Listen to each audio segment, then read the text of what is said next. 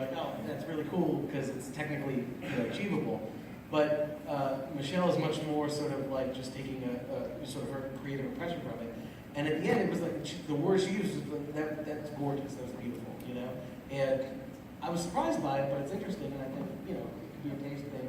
But I think people like to see things that surprise them visually, and I think that's what's. And I will say, a couple of years ago here at this conference, we had the young directors of a short-clip telescope, and the first time they saw HDR, they said, "This is what we've been looking for," because we couldn't tell our story with the palette we had. So I would challenge all of you. I mean, every time we open our eyes, I joke we see HDR, 5 orders of dynamic range. Yes, light adapted to this room here, and it's a palette. It becomes a choice. It's not a 10,000 nit light bulb we're talking about here, but even in, Dominic was on earlier, but in Inside Out, that opening scene where she opens her eyes for the first time, and you go to a full white screen, right? The intent was to actually give you that sense. So there are times, I can see horror stories where you actually shut down the iris, then go to a dark scene, and while you're trying to get focused, the monster comes out and jumps at you. So it's a tool. And I do believe, it sounds like Ben and I are a little bit on the same thing, I do believe we're going to eventually migrate for economic reasons. I make one master, I have the creative intent locked in, and I do my best to preserve the quality as I go to the cash cows. I'm interested, we'll be creating a movie first on our projector. Our projector is twice as bright, a little more than twice as bright as the whole projector, but the blacks go 500 times as dark. So it's really black. And if you're creating directly on a projector, from the beginning, it wouldn't surprise me if the average brightness actually gets lower than would be on the DCI projector, because there's just so much more room at the bottom to work with. So we'll see. Sorry. Well, I think that there's another point here that we're dancing around and maybe conflating, in that there's max brightness that you might wish to use creatively. But at the moment, with the exception of the projector, all of these display devices have a power budget, and most of them don't tell you what they're doing. So it's like a stereo system that has no clipping indicator. You don't actually know whether you're listening to the loudest thing that it can make, or whether it's decided to save you from yourself or for it not to blow itself up. So what this means is that if you're making creative choices, and the last stage, we're not talking about QC, we're talking ultimately about DI and mastering for exhibition. This is the thing the audience is going to see. You hope, I want a reference device, and I want to know that the choice that I've made is a valid choice. And I don't want to be surprised by the fact that, oh, that explosion actually had 2 stops. The monitor isn't showing you because it hit its power budget. And now when we see it together, I see there's 4 explosions that were comped together, and 2 of them are twice as bright as the other 2. And that looks like a mistake. Fair point. I will comment though, like it or not, the NITS race is on the other C word. I get chastised mentioning consumer with this group, but I will do it anyway because it is a deliverable for you guys. And on the consumer side, Sony showed a 4,000 nit prototype consumer display. Toshiba announced a 6,000 nit peak white last year. Adobe were working on one that's 8,000 nits. And we may get to the capability of that 10,000 nits. And part of our problem today is that the CE guys move faster than cinema and develop displays that would go 2 or 3 times brighter than the content. And we got this horrible thing called vivid mode, which everyone in Hollywood hates, along with frame rate interpolation. But light sells. Speak for yourself. So I submit to you that the CE side now is in a race to be, we're going to start, instead of the H4K, we're going to hear, oh, I've got 1,000 nit. No, I've got 2,000 nit. Well, I'll beat you. I got 4,000 nit displays, and that's going to be the new market. To Ben's point about the ability of audio to act as a predictor of what happens in video, I think many of us have concerns that just like the loudness wars, we're going to be heading towards the brightness wars, and no one wants that, but it's probably a painful stage. It's going to happen. Okay, well, let's move on. Talking about HDR, today, I think there's a point you've got to do your DCI master. We all get that. That's what pays the bills. And so, to a large degree, HDR has been sort of done after the fact. Can you really do that, or do you need to plan? And what problems have you found as you've done that? I know, Stefan, you mentioned some things that you've been doing, so you want to lead off on that one? You mean as far as starting off with HDR? Or doing it after the fact? So you Well, doing after the fact. Yeah, doing after the fact is pretty much standard for us. I think most people, because the workflow has all been in P3 and Rec 709, and we do it after the fact. Of course, some of the problems that we've had post doing the P3 grade is when you're doing the HDR grade, not necessarily the Dolby Vision at 30, because we're going from 14, I'm talking for letters, I'm sorry, but going from like 14 to 30 is not that big of a deal because 30 is what everyone's been looking at on a regular television set. It's really getting into the HDR video, where you get into the 1,000 nit plus monitors is where we find that there's trouble because you have so much more light. You know, it's kind of like if you're in a room and you've got a lot of dark light on you, you can't really see people's flaws, and then you got a bright light shining on you, and all of a sudden you see everyone's flaws. It's the same thing. When you go into a monitor that has 10 times the amount of light, all the images are going to get exposed. So if you are shooting on a camera that has a lot of noise, or you're doing visual effects and you're not compensating, protecting yourself for HDR, then we're dealing with clipped images, we're dealing with noisy images, we have to use noise reduction, we have to pull luminance keys to boost up things that are clipped. So we use all of these tricks on the post site to make the images look good. But we have to use great care when we talk about doing HDR after the fact, to be really specific. Because none of us are talking about a world in which we've taken ProRes that was clipped at 1 and we're magically hallucinating HDR out of this, right? I think what we're all talking about here is that we've captured onset correctly to the best of our abilities, and we're preserving that information through, but it's post in the sense that nobody on set actually monitored and saw the HDR, and the cinematographer was making a choice not to light specifically to HDR. You can still make a great-looking HDR release in those circumstances. And you know, another thing I've been telling all my clients is dealing with film originated images is a lot of film originated images by the time they get to HDR becomes much more apparent. The film grain becomes much more apparent because, you know, when people have seen film, obviously they've been seeing film throughout history at 14 foot length, where it's coming off of a projector. You know, at a higher level, 30 during their DVD stages, but now when you're seeing that capture medium at 1,000 nits, at like 350 foot lengths, a lot of times the creatives get a little alarmed by how noisy the images look.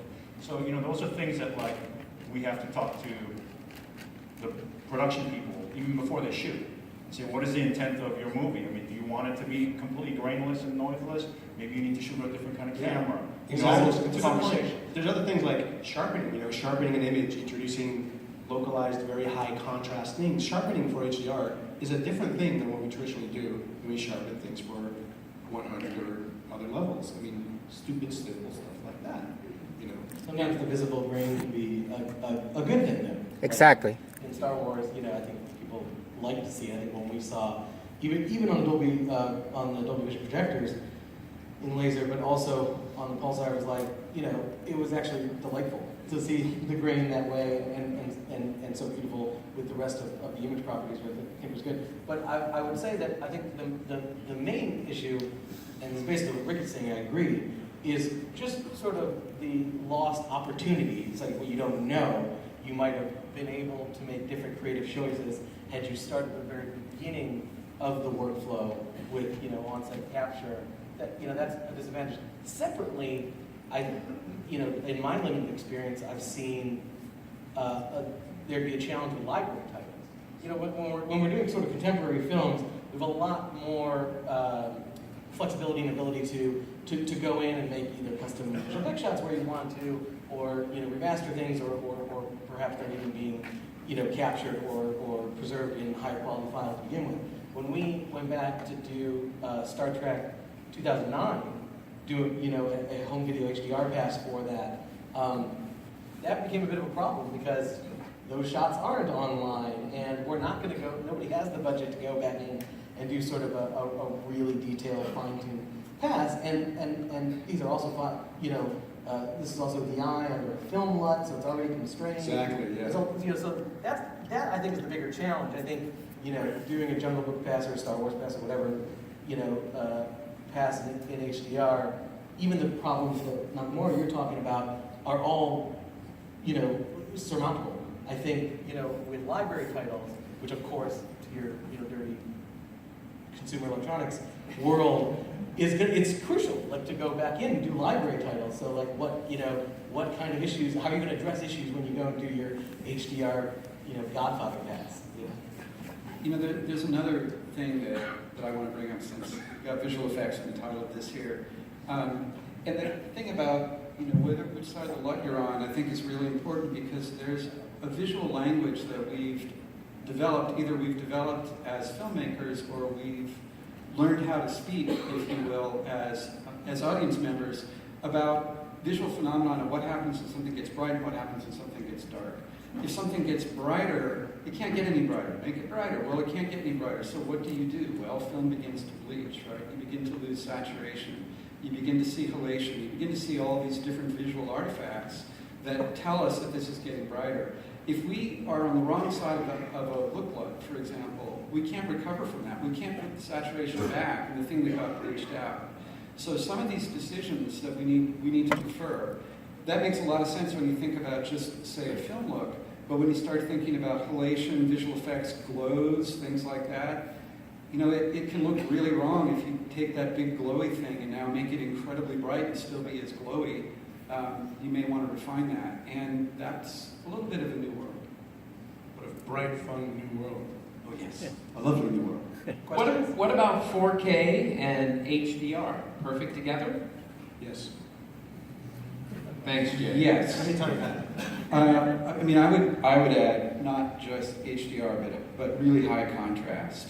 That's one of the things that was really great. We fought on Tomorrowland to do 4K, to do a 4K movie, and there is a fair amount of kind of everyone knows that you can't see the difference that much in the cinema, and there's a little bit of truth to the fact that some of the 4K projectors actually have a worse MTF than some of the 2K projectors.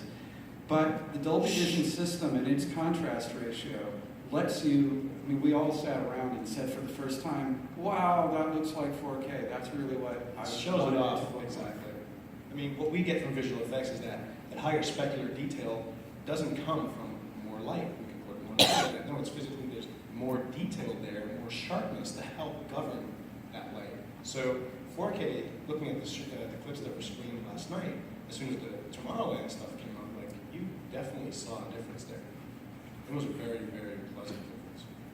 Okay, so I do want to leave some time for questions. So if you do have a question, why don't you walk up to the mic and we'll keep talking here.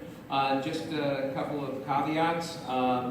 Please, no questions about previews of coming attractions. This is a technical session, so please keep your questions focused to the topic here on HDR workflow for visual effects and live. And I see someone at the microphone.